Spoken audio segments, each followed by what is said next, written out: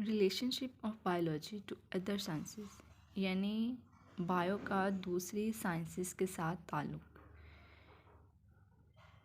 So relating to more than one branch of knowledge is known as interdisciplinary science. को जब और physics को हम दोनों ब्रांचेस की कंबाइन स्टडी करते हैं, इसको हम कहते हैं बायोफिज़िक्स। सेम इसी तरह जब बायो और केमिस्ट्री की हम स्टडी करते हैं कंबाइन, इनको हम कहते हैं बायो केमिस्ट्री। ठीक है, same bio economics, bio geography, bio mathematics. ठीक है, फर्स्ट वन हमारे पास है bio physics. Bio means life and physics mean natural philosophy. Bio physics it deal with the study of the principles of physics. इसमें हम study करते हैं physics के असूलों को, बट और वो एप्लीकेबल हैं, इनके उनको अप्लाई कर सकते हैं इन बायोलॉजिकल फिनोमिनास में। अब सिंपल से एग्जांपल दिया है,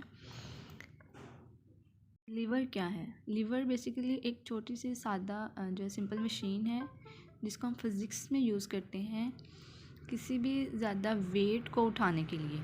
सेम अगर हम बायो की तरफ आएँ तो बायो में हम अपने लिम्स यूज़ करते हैं। ठीक है, हमारे जो आर्म हमारे लेग्स हैं, तो सेम जो हम यूज़ करते हैं बायो में और फिज़िक्स में हम यूज़ करते हैं liver.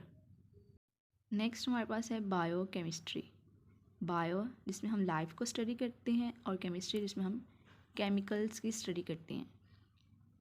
For example the study of basic metabolism of photosynthesis and respiration involves the knowledge of chemistry. ठीक है, फोटोसिंथेसिस कौन कर रहा है? Living things. ठीक है, लेकिन ड्यूरिंग फोटोसिंथेसिस हो क्या रहा होता है? केमिकल रिएक्शंस हो रहे होते हैं। सेम रेस्पिरेशन में भी सेम ऐसे ही है। फोटोसिंथेसिस कर कौन रहा है? Living things. ठीक है, और ड्यूरिंग फोटोसिंथेसिस जो है वो हो क्या रहा है? एक ग्लूकोज फॉर्मेशन हो रही है। ठीक है, और ये सारा क्या है? एक केमिकल प्रोसेस है।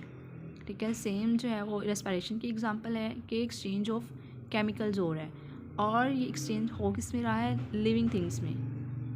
नेक्स्ट हमारे पास है बायोमैथमेटिक्स। ठीक है, ये दो ब्रांचेस कंबाइन की हैं, बायो और मैथ्स।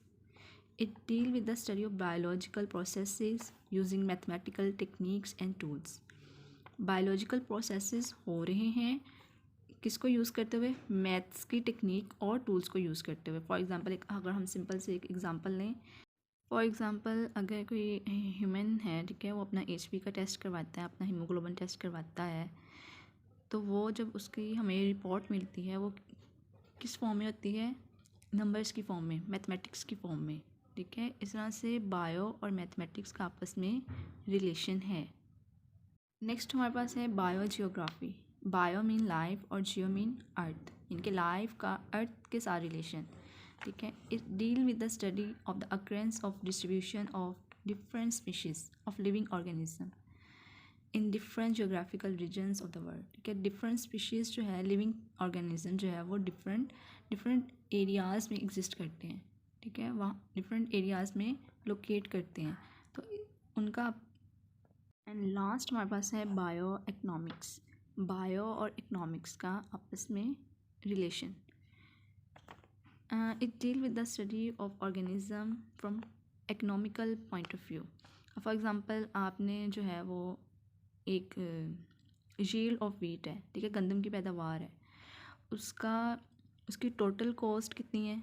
ठीक है, कॉस्ट टोटल इन्वेस्टमेंट और जितना उसको प्रॉफिट हुआ है, इसको हम क्या करते हैं? Calculated through bio economics.